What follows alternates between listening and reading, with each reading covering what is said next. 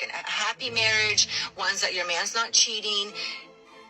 Do not deprive him of love. The only thing they used to usually scare women is that your man is going to cheat on you. He's going to replace you with another woman if you don't open those legs. Even if you are sick, open those legs. Do not deprive him from smacks. Even if you're not in the mood, you're tired. Or even if you're not tired, you're not just in the mood. You just don't want to be touched. Just open those legs. If not, he's going to go out there and meet another woman, and another woman is going to sleep with him. I feel like that's the only threat they are good at giving women. They give that threat and allow women to be so afraid to be like, hey, I don't want my man to see another woman. Let me open my legs, or even if I just put to bed. You see a woman that just put to bed, just did major surgery, cesarean section, or even the vag delivery. You're supposed to wait for a minimum of 6 weeks, or when you're ready, when your body is ready. But doctors say minimum of 6 weeks, okay? You see them opening their legs after 1 week. And my husband is asking for smacks. I don't want him to go and look at another woman. I don't want him to go outside.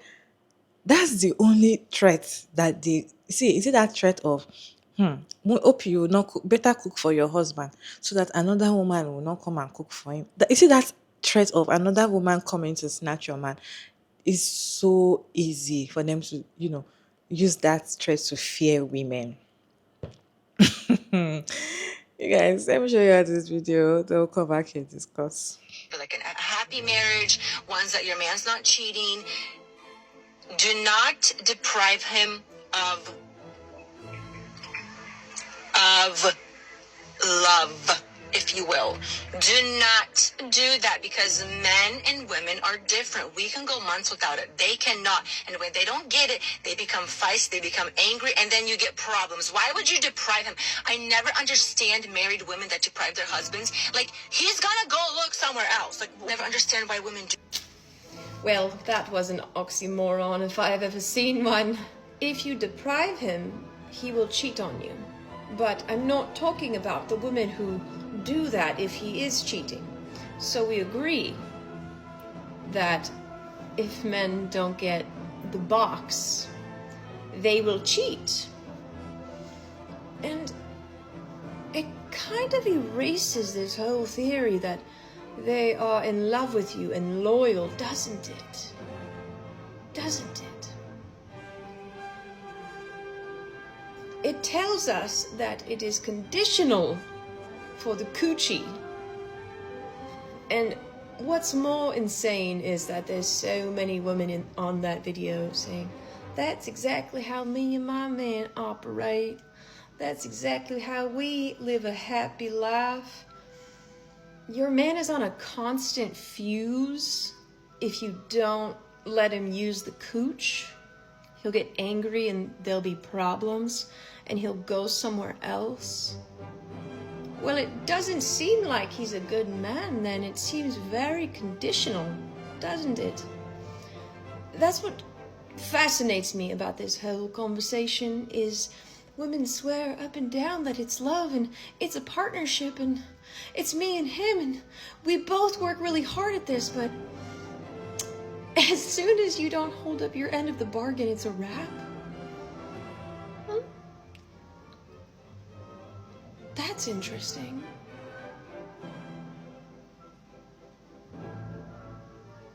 It's almost like it's a one-sided deal.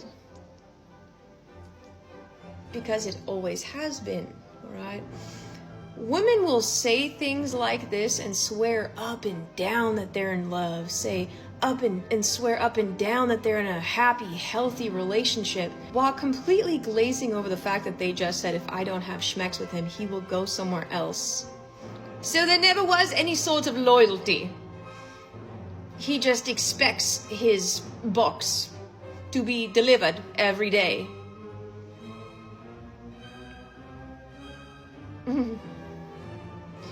This is why I say that all work with men is S work, including marriage, including boyfriend, girlfriend, All of it is S work, okay? And women will swear up and down it's not until you tell them, okay, don't give them the box. Don't give them the cooch. Oh, well, I can't do that because then he'll go to someone else. Because he doesn't fucking care about you. Because it was never about you bending over for him. He just needs someone to bend over for him.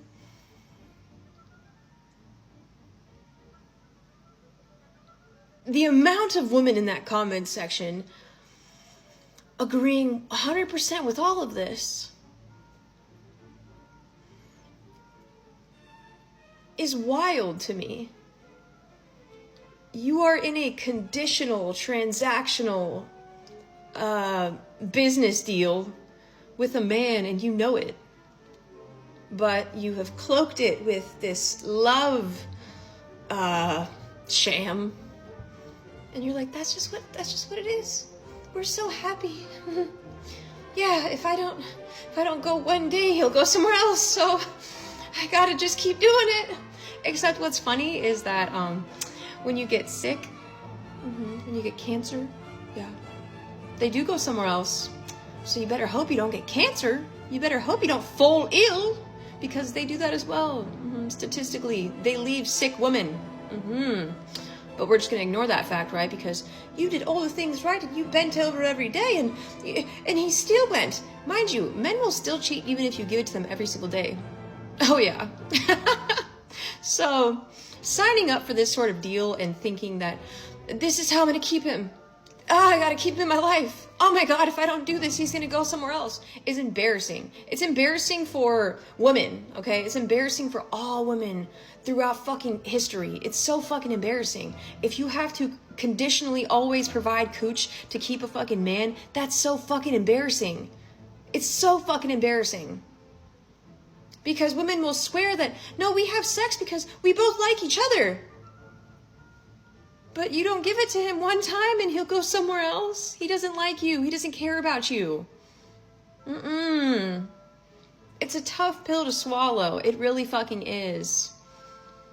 It has always been transactional with men, even men in marriages, boyfriend, girlfriend, whatever nonsense, okay? You stop giving that thing to them, they go somewhere else. It's fucking embarrassing that women will pride themselves on something like this, you know? And then even shame women who treat men in a more transactional way than this, where women are like, yeah, well, I just use him for that thing and then I don't talk to him. Oh, but we can shame those women. Oh, because you're doing it out of love. It's different. It's just funny to me. This whole thing is funny. Y'all will never hear me say this too often, but it's this white girl on here who be telling people that men aren't shit. Like, it's no reason for you to be dating men. Dating a man and being in a relationship with a man is literally a humiliation ritual. She's a white girl and she's been down my For You page. I am obsessed with her content. I have never said that about a white woman ever in my life, first of all. But everything she says, oh my gosh, I'm kind of like a grease ball right now. Ugh. I hate this lighting. Hold on, okay, that's better. Yeah, everything that she be saying is literally like Bible, like literally. Dating a man is a humiliation ritual. Being involved with a man is a humiliation ritual. And if you are involved with a man, like, or seen with a man, whether it's, I don't know, it could be your brother, it could be your father, bro. It could be your friend who's a man. Like, dealing with men in general is literally a humiliation ritual, because you literally have to water down a part of yourself in order to sustain the ego. And a bitch like me, I like to tear down niggas' egos. I don't like niggas around me having confidence. So you can get the confidence to say whatever you feel like saying to me. I would, you feel me? Like, please. Is it just me, or is this woman on everyone's For You page? Flawed villain, aka the villain. She talks about how from when we're little girls, we're being sold this dream that the ideal true north for a woman is always marriage, having kids, and being with a man. Like, women go through their whole entire lives thinking about that in the end, and men don't. I am obviously also a woman who has been sold this dream from when I was a little girl. And I knew a lot of men were trash, obviously, but it's like so upsetting hearing it from her perspective. Because like you have to mourn the idea of love that we thought existed. I'm happy that I'm being educated on this, obviously, because we've seen from our elders and from a lot of people that this idea of love obviously has not been working. But still, as a woman, you crave this. And like a bunch of men are hating on her because they think she's being hateful. I feel like she's mostly educating women, and men are getting mad at that because it doesn't fit their narrative. The thing is, even if you decide to be afraid of that threat, when they tell you, don't open those legs whenever he wants it. Whenever he wants it, open those legs and let him sleep with you. Even if you obey. And they tell you, or else he's going to go outside and look for another woman. Just obey. Be a woman, right? And be obeying to those things. Open those legs. Open it. Anytime. Open it. Even if you gave birth today and at the hospital, he wants to ask me, open it. Okay? He will still go and look for another woman. Do you get it? He will still go outside and look for another woman because you're not going to be enough for that kind of man. Any man that is threatening you, that also puts it and also threatening you and tell you, oh, I want to sleep with you today. You're telling me no, I'll go outside. If let him go. See, at this point, I feel like women should not be afraid of all those. He's going to marry another woman. Another woman will have another child. Or if you don't give your husband this, let them go. Because the fear of you afraid, or the fact that you're afraid of another woman coming in or you going out, is going to be the beginning of your own death. I saw a video of this woman. She didn't say the video. She was just putting the write up on the video while she was just putting some clips. So what she did was, she's a white woman. She just put to bed. And she said her husband was asking her for smacks. And she's like, guy, I just put to bed. I can't have this. He was like, you have to do it or else I will go outside. She did it. They rushed her to the hospital later. They had to do another major surgery on her. See, there's nothing that you can do to satisfy men.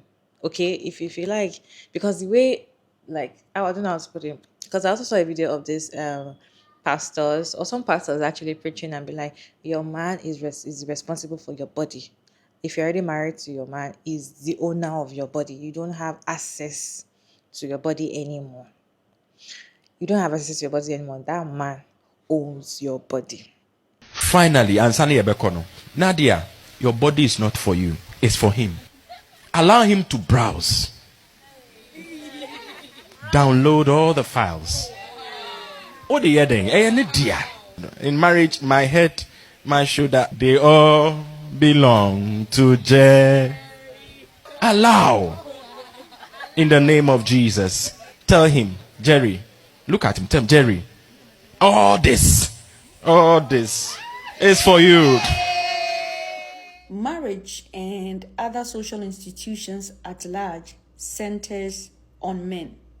That is because in this pastor's advice, oh, your body belongs to your husband, let him browse. It means that whenever this man wants intimacy or sex, you should allow him, have access to your body because your body is his. When pastors talk about losing autonomy over your body to your spouse, it is often for women because men are the ones who consistently have a higher demand for sexual activity.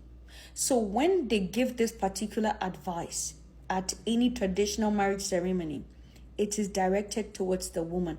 And that is what we are saying, that this type of advice is patriarchal and it undermines a woman's autonomy. When you get married, your body does not belong to your husband. Your body is yours, but then you would share aspects of your body with your husband. This concept of, oh, now that he has married you, he owns your body, so let him browse anytime he wants, let him have his way. It is detrimental to women's autonomy and enforces the toxic notion that a wife's existence is to fulfill her husband's sexual desires. I am not referring to this particular couple, but in the Ghanaian context and in the African context, most of these married men share their wife's property with women outside. Most of these married men cheat. And so the so-called body that they are supposed to preserve for their wife, or their body, which is their wife's property, is being shared by other women. When it comes to this concept of ownership of bodies in marriage, it is only referring to the woman, and how the woman, irrespective of how she's feeling, what she's going through, she's expected to prioritize the sexual needs of her husband, and that is a toxic and a dysfunctional doctrine.